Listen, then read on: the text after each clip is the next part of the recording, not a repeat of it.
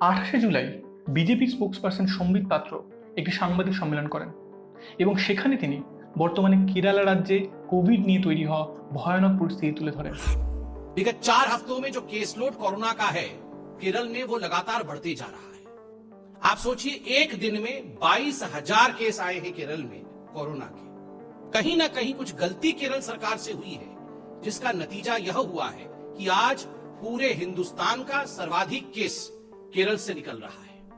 कि ऐसा प्रतीत होता है मानो ये सेकेंड वेव नहीं हो, एक और वेव आरंभ हो चुका है केरल के अंदर। क्या हम एक और वेव की ओर बढ़ रहे हैं? इसके लिए जिम्मेदार कौन है? সেই সময় প্রতিদিন গোটা ভারতে যতগুলো কোভিড কেস রিপোর্ট হচ্ছিল তার মধ্যে থেকে অর্ধেক সংখ্যক কেস আসছিল কেরালা থেকেই। তাই শুধু সম্বিত পাত্র নন, বিজেপির আইটি সেলের হেড অমিত মালব্য এবং বিজেপির আরও অনেক নেতা এর জন্য কেরালা রাজ্যের প্রশাসনের দিকে আঙুল তোলেন। কিন্তু কেন গোটা ভারতের নানান জায়গায় যখন কোভিড কেসের সংখ্যা ধীরে ধীরে কমছে তখন কেরালায় কোভিড কেসের সংখ্যা বাড়ছে?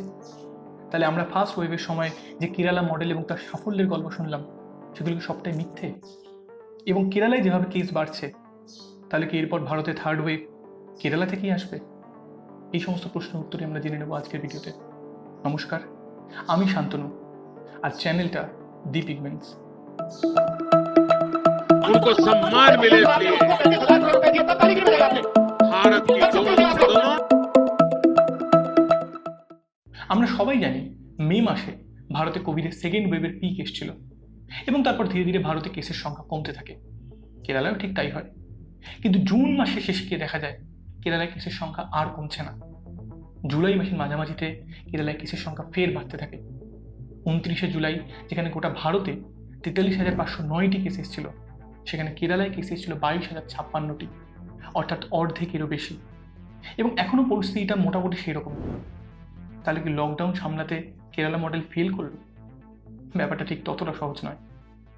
এই অতিমারির শুরু থেকে আমরা জেনে এসেছি কোনো অঞ্চলে কতগুলো কেস ধরা পড়বে সেটা অনেকটাই নির্ভর করে সেই অঞ্চলে কতগুলো টেস্ট হচ্ছে তার উপর।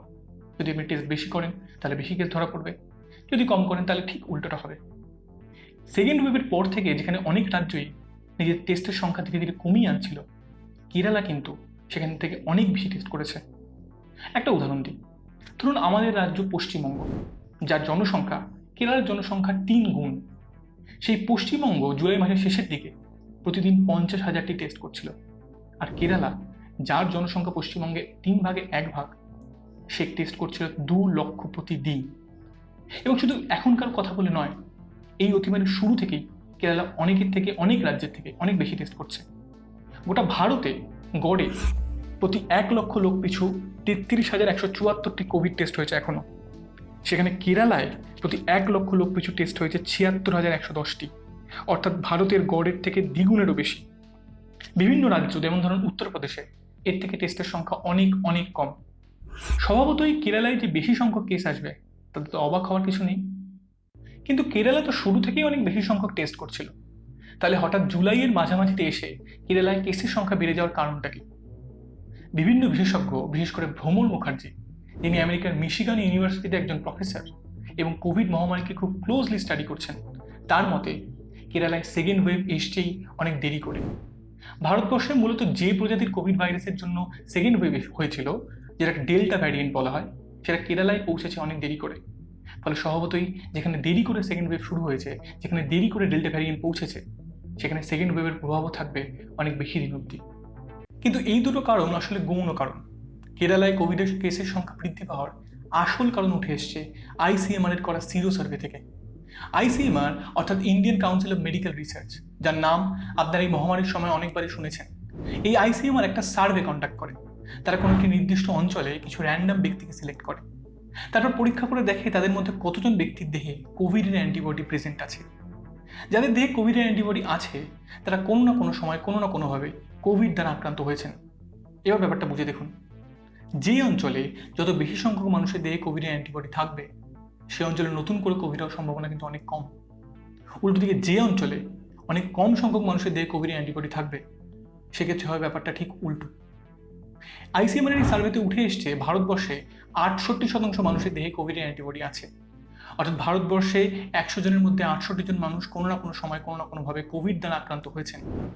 কেরালায় এই সংখ্যাটা মাত্র 44%, এবং কেরালা এক্ষেত্রে এমন একটি রাজ্য যেখানে ভারতবর্ষের সব থেকে কম কোভিড ছড়িয়েছে। তাহলে বুঝে দেখুন কেরালা কিভাবে তাদের সমস্ত লকডাউনের নীতি এবং অন্যান্য নীতি ঠিক করে লাগু করেছে, যাতে রাজ্যে কোভিড ভালো করে ছড়াতেই পারেনি। এই কারণেই কেরালায় কেস আসছে এখন সব থেকে বেশি, কারণ কেরালার বেশিরভাগ মানুষের দেহে কোভিডের অ্যান্টিবডি নেই এবং তারা কোভিড দ্বারা আক্রান্ত হননি, তাই কেরালায় নতুন কেসের আসার সম্ভাবনাও অনেক বেড়ে যাচ্ছে। অন্যান্য রাজ্যের সাথে যদি আমরা তুলনা করে দেখি তাহলে দেখা যাবে মধ্যপ্রদেশে 79% মানুষের দেহে কোভিডের অ্যান্টিবডি আছে, রাজস্থানে 76% মানুষের দেহে কোভিডের অ্যান্টিবডি প্রেজেন্ট আছে। শুধু কেরালা নয়, মহারাষ্ট্র, আসাম এই ধরনের রাজ্য নিজেদের রাজ্যে কোভিড অতটা বেশি করে ছড়াতে দেয়নি, সেই জন্য এই সমস্ত রাজ্য থেকে এখনো সত্যিই বেশি কেস আসছে। এটাই প্রমাণ করে কেরালা কিভাবে কোভিডকে এত ভালো করে ট্যাকেল করতে পেরেছে। সেক্ষেত্রে প্রশ্ন ওঠে, বিজেপি নেতারা তবে কেন কেরালার প্রশাসনের দিকে আঙুল তুলছেন? তার অবশ্য একটা কারণ আছে।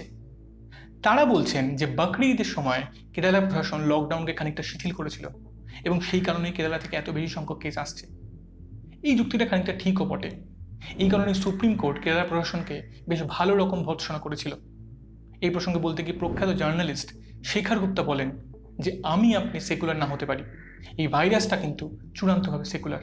কেরালা প্রশাসনের এই একটা ভুলের উল্টো দিকে দাঁড়িয়ে আছে কেরালার হেলথ সিস্টেম, যেটা এই দেশের অন্যান্য যে কোনো রাজ্যের তুলনায় সব দিক থেকে অনেক বেটার। সেই জন্যই আমরা দেখেছি কেরালা কিভাবে কোভিডের ফার্স্ট ওয়েভকে ম্যানেজ করেছে। সেকেন্ড ওয়েভেরও সময় যখন বিভিন্ন রাজ্যে অক্সিজেনের শর্টেজ দেখা দিয়েছে, তখন কিন্তু কেরালা নিজেদের রাজ্যের প্রয়োজনের তুলনায় অনেক বেশি অক্সিজেন উৎপাদন করেছে এবং অন্যান্য রাজ্যে সাপ্লাই দিয়েছে। এখনও যখন কেরালায় এত বেশি সংখ্যক কেস আসছে, তখনও দেখা যাচ্ছে কেরালার হাসপাতালের 50% বেডই খালি পড়ে আছে। শুধু তাই নয়, ভ্যাকসিনের ক্ষেত্রে দেখা যায় যে যেখানে গোটা ভারতবর্ষে মাত্র 8% মানুষ ভ্যাকসিনের ডাবল ডোজ পেয়েছেন, অর্থাৎ ফুললি ভ্যাকসিনেটেড হয়েছেন, কেরালায় 20% মানুষ ফুললি ভ্যাকসিনেটেড হয়ে গেছেন। মৃত্যুর হারের ক্ষেত্রেও দেখা যাচ্ছে ভারতে যেখানে কোভিডে মৃত্যুর হার 1.34%, কেরালায় সেখানে মৃত্যুর হার 0.5%, অর্থাৎ গোটা ভারতের গড় মৃত্যুর হারের 3 ভাগের 1 ভাগ। তবে শেষমেশ প্রশ্ন ওঠে, তাহলে কি চিন্তার কিছুই নেই? না, সেটাও বলা যাচ্ছে না, কারণ কেরালায় ভাইরাসের আর ভ্যালু 1.2। এই আর ভ্যালু আসলে দর্শায় একজন মানুষের দেহ থেকে ভাইরাস কতজন মানুষের দেহে যেতে পারে। আর ভ্যালু 1-এর বেশি হওয়ার মানে হচ্ছে ভাইরাস আরও ছড়াবে এবং কেসের সংখ্যা আরও বাড়বে। কিন্তু কেসের সংখ্যা বাড়লেই বাকি, কেরালা তো নিজেদের কেস খুব ভালো করে ম্যানেজ করছে, তাদের হাসপাতালে বেডের সংখ্যাও খালি। না, তাতেও সমস্যা আছে। কেস যত বাড়বে, ভাইরাস যত ছড়াবে, তত সম্ভাবনা বাড়বে ভাইরাসের নতুন প্রজাতির জন্মাবার এবং নতুন একটি ওয়েভ আসার। এই জন্যই গগনদীপ কাং, যিনি ভেলোরে ভাইরোলজির প্রফেসর এবং গভর্নমেন্টের কোভিড ওয়ার্কিং কমিটির মেম্বার, তিনি বলছেন কেরালা এই সময়টা যদি একটু সতর্কভাবে কাটাতে পারে, তবে কেরালাই হবে কোভিডের বিরুদ্ধে লড়াইয়ে ভারতের মডেল। আপনার কি মনে হয় কোভিডের থার্ড ওয়েভ কি কেরালা থেকেই আসবে? নিচে কমেন্ট সেকশনে কমেন্ট করে জানান। এই ভিডিওটি গুরুত্বপূর্ণ মনে হলে শেয়ার করুন। আজকের মতো এখানেই শেষ করছি। ধন্যবাদ।